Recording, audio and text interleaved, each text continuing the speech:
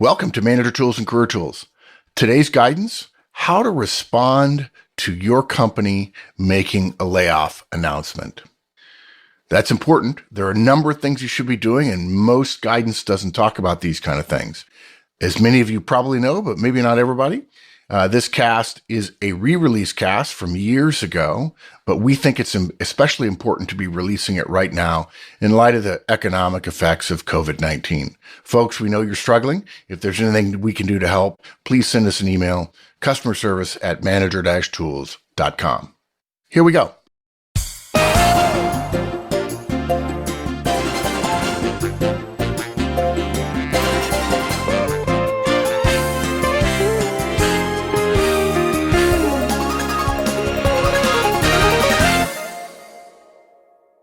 Based on the comments we get from email, and I guess a lot of it in the forums as well, this cast is long overdue. Yeah. Far too many of us respond incredibly poorly when it comes to announcements of impending layoffs, right? We're at our desk, we're working, somehow there's some announcement comes down about a pending layoff, and we respond in a way that is terribly hurtful to our careers. Yeah. I mean, we get this question, and getting a question like, what do I do in a layoff when the economy's in a downturn 6 months or 8 months or a year after layoffs started in a broad swath of companies really surprises me. And not only that people are surprised, I shouldn't be surprised, right? To be surprised in our business is not a good thing, but that people are surprised, the sense of denial is significant. And so, gosh, it's terrible. So as you might imagine, we have a better way, and there's a playbook to follow. And guess what? Career Tools has it. And that's what this cast is about. Good. So what's our playbook? It's probably long and protracted, probably like 5 casts worth of information or something. 11 billion steps. Yeah, no, actually 3 steps, only 3, one of which has 3 subsets. So total of 6 points to make today. The 3 are deliver results. That's first. Believe it or not, folks, that's first. Not panic, but deliver results. Number 2, search quietly, which has 3 parts. Update your resume, outreach externally, and outreach internally, which are slightly different. And then number 3 is listen to rumors. Ooh, listening to rumors. Well, that's different for us. So we'll talk about that when we get there. So, okay, first, deliver result. Well, that's got to be the most important, right? I mean, you're employed by the company. There's layoffs going on. I don't know how you could possibly expect to not be considered for layoffs if your performance is not up to speed.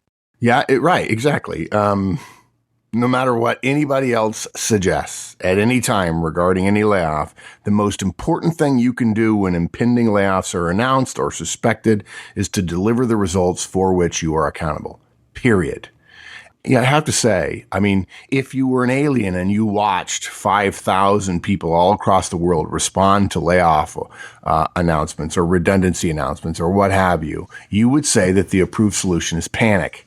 And in fact, some people don't even realize that they're panicking because, it's like in the movie American President where there's a bit of a crisis and the press secretary says, well, of course, the first thing we should do is not appear to panic. And the president says, no, I think actually the first thing we should do is not panic. People just become clumsy. They stop working. They talk to their friends. They believe things from people that they never trusted before. Anybody who has any new information that they don't know where it came from is suddenly an oracle, and the work slows to a grinding halt, which doesn't make things any better. And there's all kinds of conversations. People are very uncomfortable. People are very touchy, and things get very, very quiet, sometimes very somber. And it's as friends of mine used to say, it's bass backwards. But look, let's talk about why results are the most important thing. We know we've seen the panic, but we're done talking about that. Let's talk about why we recommend we deliver results first. The primary behavior, again, is the panic. And look, we understand it. People are worried about income and so on. But the question becomes, when you have a threat, is not it's okay to do things that are random, but rather, what's the most effective way to respond? And the lack of certainty that we feel during times of stress is not a reason not to take action, not to do the right thing relative to getting us over the hump. Look, the first reason is because it's the professional thing to do. The first reason to deliver results is because it's professional. If you're in a job, even if your role is eliminated, within 6 months, someone is going to be asked to take over your key responsibilities. And they're not going to have a clue what you were doing unless you've behaved as a professional, particularly in the transition, and probably prepared some sort of transition document, something that says when you take over this role, here's the status of things that, how I left things. Here are the key deliverables that we work on. Very straightforward. Okay. Right. One reason that one ought to do this, we got to say it. I mean, unfortunately, but it's the right thing to do. It's inappropriate for us to stop working if we're getting paid by the company. So we can't do nothing. And most of us don't know what to do to keep ourselves busy all day when it comes to kind of that career job transition stuff. Yeah, people can't fill up the day with that, but they don't do any work. And so there ends up being nothing getting done, right? Yeah. So, why not just stay busy with work that could be of value and, frankly, continue to build your reputation? I guess the other point here related to this, it's not only the right thing to do. Rumors aren't always true, right? Right. It could be just a rumor if that's what you're acting on. So if we slack off and it's just a rumor, we're behind, right? Yeah. So I just encourage folks to, don't fall prey to bad rumors. Keep working. It's the right thing to do. Yeah. Another reason, because it impresses the hell out of other people. They're going to be flailing about. We're going to be working. We're going to be professional and focused and delivering value and working our schedule, showing up for meetings. If nobody else shows, okay, fine. Now, look, some people say, well, there's risk in that. And I feel like putting the risk in quotes, that others are going to be thinking that we're stupid, that we ought to be heading for the lifeboats already, or don't we know how bad it is? Well, it's not that bad yet. And they're going to think we're rearranging deck chairs on the Titanic rather than getting in the lifeboats, or we're blowing off our search. But really, at this point, are we going to spend time worrying about what other people are going to think about us when everybody else is panicking? No. And there's just as good a chance that the risk of someone thinking poorly of us will think, man, look at Mr. Cool Cucumber over here. He doesn't appear to be affected by this at all. When people say, you affected? Well, I'm worried like everybody else, but I've got a job to do. I'm doing it, and I'm being smart about it. Yeah. I tell you, there's something else here regarding impressing the hell out of other people. Your boss will notice it too. And your boss's peers and they're going to say, boss and hey, you seem pretty calm about this. I said, well, there's nothing I can do. If you guys lay me off, I'm not in control of that. So I'm going to focus on the things that are in my circle of influence, and that means my work. Sure, I'm cautiously, concerned, but nobody's told me to stop working. So I have obligations and I'm going to meet them. And if you need something from me, you let me know. One of the other reasons, and this one I know well because I found this to be very important to me in a time when, for those who don't know, I was at WorldCom when this whole thing blew apart. So initially it was kind of fairly depressing, but at some point you got to have something to do, right? I mean, you can sit around, be despondent, be paralyzed, have the energy just completely sucked out of you, or you can focus on getting something done. And having something to do makes it go a lot better. Yeah, everybody else is going to be standing around like a bunch of zombies, getting nothing done, right? They're going to think they're accomplishing stuff. They're running around. They're talking about the impending layoff, but they're getting nothing done. Yeah. And what's more, something else I've noticed, I just talked to a couple people recently, they're going to go home tired. And that will reinforce the idea that they're busy at work. But it's nerves and stress. It's not activity. It's not accomplishment. Yeah, it's nervous energy, right? It's your body, shaking and throwing off heat as opposed to actually producing real work. Yeah. So, and they're doing all that stuff while we're keeping focus on getting stuff done. And when our boss needs something, we'll have it for him. What? Right. If he wants a status, we're going to have the status for her. Yep. When a team is put together to do something, we're going to be the folks that are on it. So, I mean, that's incredible exposure to decision makers. And if there's a decision going to be made, we want to have the final chance to make an impression on those folks. Now, look, if you're on if you're on a team with somebody else's boss and you come to the meetings on time and deliver and professional or polite, and people ask you if you're worried, you say, well, sure, but I'm also responsible and I feel an obligation to this company. I like this company. I like my job, and somebody's got to do this stuff and I'm happy to do it. That's the thing that when it's 11 o'clock at night and people are standing or there's a meeting going on about what head count is going to be and who's going to be in the count, your boss's peer says, I got to tell you, she's good. I mean, everybody else is like, oh, blah, blah, blah, blah, blah, and coming to the office and asking for stuff and so on. And when I asked her how she was doing, she said, I'm fine and I'm working hard and I hope this thing passes. But if it doesn't, I'll do my best and see where I end up. And everybody admires that. And I must say, bosses particularly admire it if they have not been through a layoff or a downturn before and they see someone beneath them who hasn't as well, really stepping up to the plate. It's just a very impressive perception on impressive impression to make on them. Look, it's better to stay busy to continue your point. None of us are so knowledgeable about our career search activities that we could fill up multiple days, all day sitting at our desk doing them, separate from whether that's appropriate or not. If you're not going to do work, and you don't have enough time to fill up your day with career search stuff, then what are you going to do? You're going to bump around like a zombie. So look, at most, career search takes up 4 hours a day, and we recommend you fill the rest of your day up with job-related work. And actually more than 4 hours. Take 8 hours and then spend another 4 at home at night, late in the day, working on your career search. Yeah. Also gives us time to create that transition guidance document that we've talked about in previous cast. Right. If you're wondering what to be doing, because it sure feels like all the stuff we used to is largely pointless, right? Right. And create a transition briefing document. Now, we talked about that in How to Resign cast some time ago. So if you're interested in that, go look at that. Yeah. And then lastly, continuity. We're already thrown for a loop, right? We have concerns, right? If we feel that our job is at risk and then we stop working at it, it's sort of a double whammy. If you used to work every day, and one assumes you were, and then you get a shock to your system, and then you add to the shock by not doing what used to be an important part of your daily routine, it makes things worse. It makes the paranoia or the depression or the fear worse. There are thousands of counselors who will tell you that work is great therapy. So keep at it, come in, deliver each day. It's going to confound other people. It's going to set an example, and it will make you better in the short term and in the long term as well. Right. If you've been around for 20 years and you've been through this before, but if you're new to the workforce or you haven't gone through this before, believe me, your mental outlook is the most important thing you can possibly protect during this process. And I can tell you from experience, it's not as easy as it might sound. Yeah.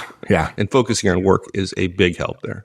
I just want to mention one more thing before we go on to search, and that is that we spend a lot of time on this, and oftentimes we get accused of being long, taking too much time. You could have done that cast in 5 minutes. We have seen this thousands of times. It is not enough to say you should work during this time, because at one point of everybody's brain, they know that. But we've seen thousands of people go through this, and almost no one chooses it. We're giving you every reason we can think of to show you this is our recommendation. It is the first recommendation. Even if you don't do the other two, this is the one we recommend you follow. Keep working. Keep delivering. Good. But that's not enough. Or if you want to be as effective as possible, that's not enough. It's required, it's necessary, but maybe not sufficient. And the next thing you need to do is obviously start searching, but search quietly.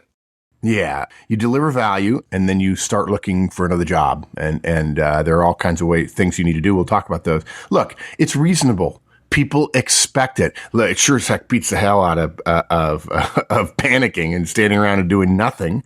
Your boss expects it. He or she's going to look the other way at times. It's okay. They want you to be searching so that you will feel good when you get another offer. And then they say, well, we've got an offer for you, or we don't. And you're not the one that says, oh my God, what am I going to do? I can't make my mortgage payment.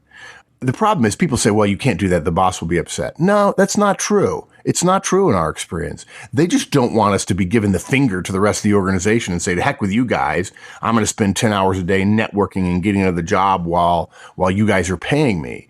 People use the debating technique of the false opposites. They say, well, if my boss sees me doing nothing but career searching, I'm going to be in trouble. Well, yeah, that's true, but that's not a reason not to spend a couple hours a day on it at the end of the day. Or, frankly, working a full day, spending a half hour on it at the end of the workday, and then going home and working on it for 2 or 3 more hours. Because nowadays, it's funny. Everybody talks about, oh, I'm emailing all the time. But then suddenly they can't email about their career search at night. They've got to do that during work hours. I would suggest that's just because they want to feel like they've accomplished something during the work hours because too many people are panicking and are zombie-like. So look, when we say quietly, we do mean likely at night while we're at home or late in the day, 5:30, something like that, when other people are starting to leave work. Yeah, you can take a job opportunity call on your mobile phone at work. You can. But not when you're standing in front of someone else's keyboard and loudly mentioning the name of the other company. You're calling about my possible resume. Yeah, blah, blah, blah, blah, blah, blah, blah. Those are the people that end up dead, and they don't need a new job because people they sharpen a bunch of paper clips and stab them to death with it. Yeah. On the other hand, we're not saying wait. Start now. If there are rumors, don't wait for more information. If you believe the rumor is credible, and by the way, hopefully you should have. We recommend you know some things about your industry and about your earnings of your company and about others in your industry and in the market in general, and how things are going. You have a Google search on your company so you can keep track of all the news, what amounts to a clipping service on the press for your company. There is no shame. None in searching right away. Yeah, it's not polite to do it in the middle of the day, unless you're going to take a break to do it, and then you could. But waiting is absolutely, positively out of the question. Start now. The moment you hear, the resume ought to come out. Yeah, there's a couple things you got to do, and the first thing you got to do is get your resume updated. Yeah. Yeah, first things first. Once we start our outreach, we're going to be asked for a resume. It's almost as if everyone goes to training where they teach, hey, if anyone asks for your help in a career transition, ask them to send a resume first because half of them won't be able to put one together. And that reduces your workload by 50%, right? At least. Yeah, that's right. It is exactly right. And I got to tell you, that's what I do. Well, send me your resume. And I don't get them sometimes. Yeah, okay. No problem. And look, if you're not going to work on a resume, if you're not going to work on your resume, I'm not going to help you with your search. Sorry, because that's the lingua franca. That's the document for your search, right? So yeah. We just had one of the members of our and friends of ours said to us the other day, "Hey, would you review my resume so I can start calling friends and network members?" It's like, okay. Okay, smart, right? Don't call me and say I need some help, and then I say, "Well, how's your resume?" I'm going to work on that. Oh, okay. Well, I guess I'll wait until I get your resume because I know that half the people don't ever do it. And then those half are the ones that are bumping into each other at the office like zombies and saying, "Oh, it's going to be terrible. Oh, it's going to be terrible." Yeah. And look, we've got resume guidance. We've got our resume update guidance. You can find it in the resume casts on the site. Make your resume current based on the work you've done recently. Too many of us let our resume slide. And then in moments of crisis, we regret it when we put together something that has errors in it. I have to tell you, I don't know how the rest of the world does it, but I know in America, every house has smoke detectors. And I know lots of houses that don't have batteries in their smoke detectors because they can't reach them or they need a ladder or whatever, I'll get to it or who's going to have a fire kind of thing. And resumes are just like batteries and smoke detectors. You don't care about it until you need it and then you regret it. And the sad thing about resumes is it's not like a smoke detector in the sense that when you put a new battery in the smoke detector, it's ready. When you look at your resume and it's not really good and you feel pressure and you feel tension and a little bit of panic, and then you put together something with errors in it or something that doesn't have all your best stuff in it because you didn't take time to reflect and improve on the first draft and ask for input or so on, then you get something that doesn't sell you well when in fact you most need to be sold well. Yeah. And don't delay, for crying out loud. I mean, if you think you got longer than a week, you're crazy. 5 days from the announcement to the final draft, period. 5 days. Flipping days. 5 days. That's it. From the time you hear, and you have 5 days for your resume to be set in stone. Yeah. Okay. So now you got the resume updated. So you got some piece of paper that you can have a conversation about. And now you got to start your outreach. And external outreach would be one place to go. Yep. Yeah, look, people who are elsewhere, you do this first, right? It takes longer. Talk to friends, talk to family, talk to associates, make a note on LinkedIn to the effect that you're considering other options. It's probably no secret that things are soft at work. Now, if you think that things are getting bad, but there hasn't been announcement of impending layoffs, that's a different situation. That's a stealth search, and we don't recommend you put announcement on LinkedIn, but you would, of course, start with your resume and then reach out to external people first. Yeah, and send them your resume. Yeah, I'm amazed at this. People say, I really like your help, Mark, and I get a lot of these, and they don't send the resume. And I'm polite. I say, well, love to see your resume. And I don't hear back in many cases. Look, if I don't know how much more clear we need to make it. You have to have a resume, period. And look, we could talk for days about following up to an initial contact, but that's really not what this cast is about. We have more casts to come on the overall topic about job changing and transitions. In fact, Wendy and I think, Mike, you've seen the list and you're okay with the list of the various themes that we have for career tools. And one of the themes or one of the large groupings of casts is on transitions and includes interviews and getting fired and getting laid off and all those kind of things. Yeah, there's a lot there. Good stuff. Yeah. And look, every 3 to 4 to 5 weeks, you've got to stay in touch with those people that you've reached out to at a minimum. And 3 weeks is probably better. Hey, what's going on? How's it going? And so on. Exactly. And then once you started with the external search, then do an internal outreach. Take the same techniques that we've suggested for your external folks and apply those for folks internal to your firm. Go talk to other managers, to executives, mentors, friends, associates, and then tell them you're open to new opportunities within the company. And then follow up with them every 2 to 3 weeks. Because, frankly, they're going to know a lot more about the fluidity of internal opportunities, and you want to avail yourselves of those if they're there. Yeah. And okay, now, and this is important. Somewhere in the interviewing series, I don't remember where, we shared a fundamental principle of job searches that most folks really ignore, don't even think about. And in fact, it's one of the most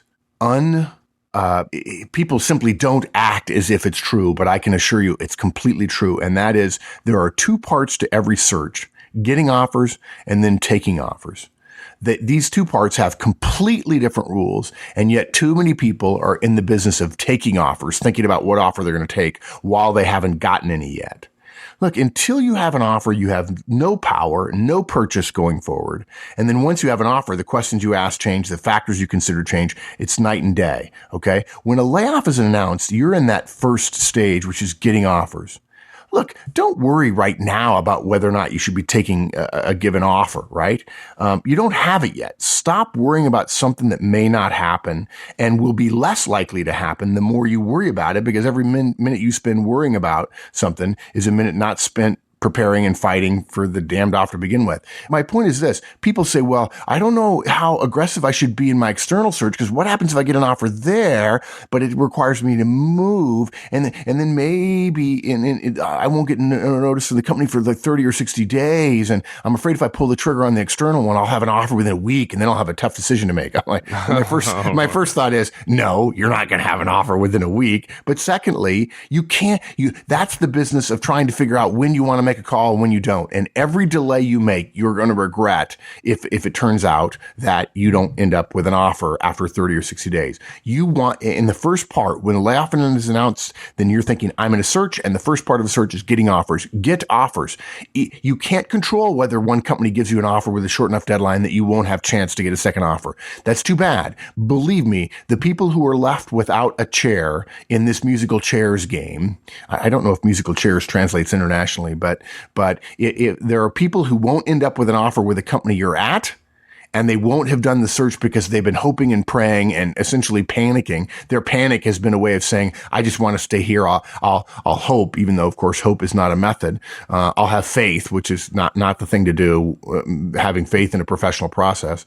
And what ends up happening is you don't end up with no offers. So it is wrong to think, I don't want some offers to happen too soon, so I'm going to go slow on this or slow on that. If you get an offer, that's a good thing. And you have to make a decision about it perhaps before the deadline. You may be able to get an extension extension, although probably not much more than a week, and you may be in a tough spot. Having an offer and trying to decide whether or not to take it is a way better position to be in than having nothing at all. And too many people want to get into the business of which offer would I take and can I delay this and so on. That's the second part of the search. The first part of the search, when you have no offers, is getting one under your belt. And that means starting now. Absolutely.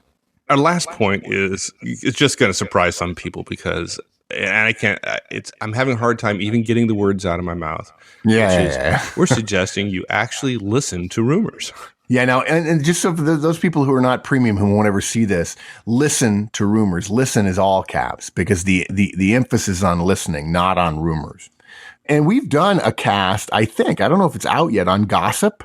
Right. And we said, yes, yeah. Look, you walk away from it. Right. And you certainly don't foment it. You don't add to it.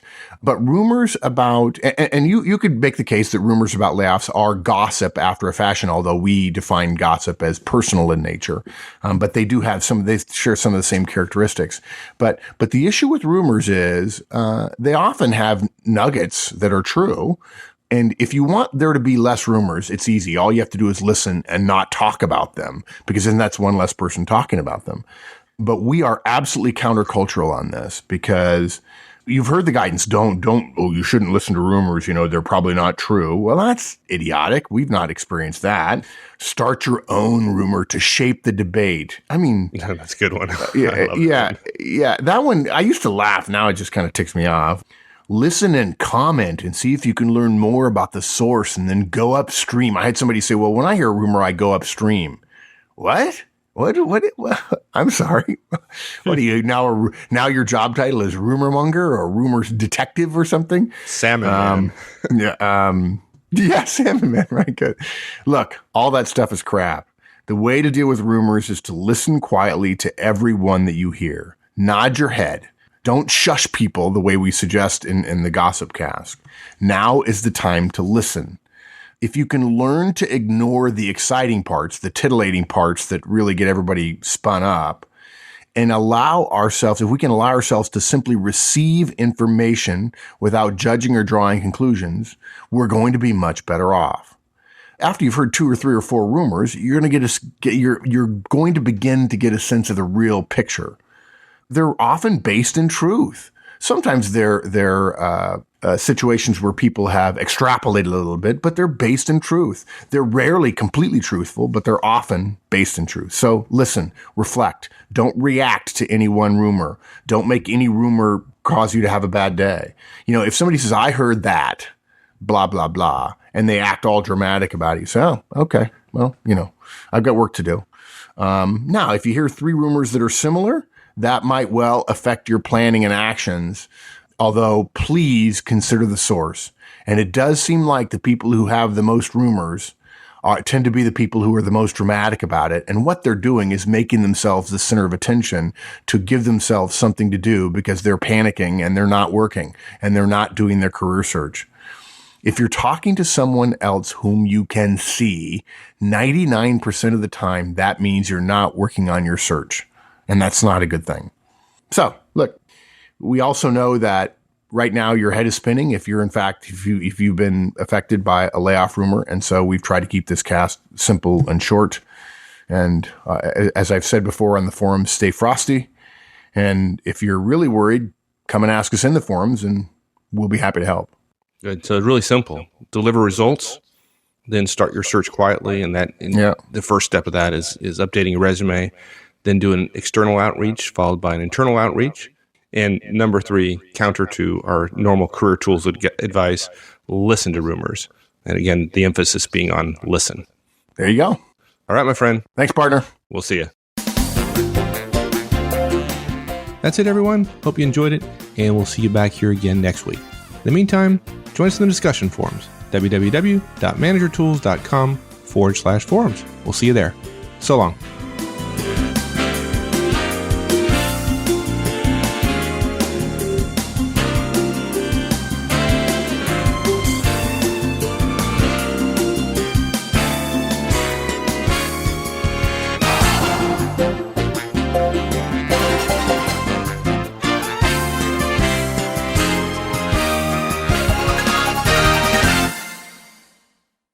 Okay, that's it for layoff announcement, guys.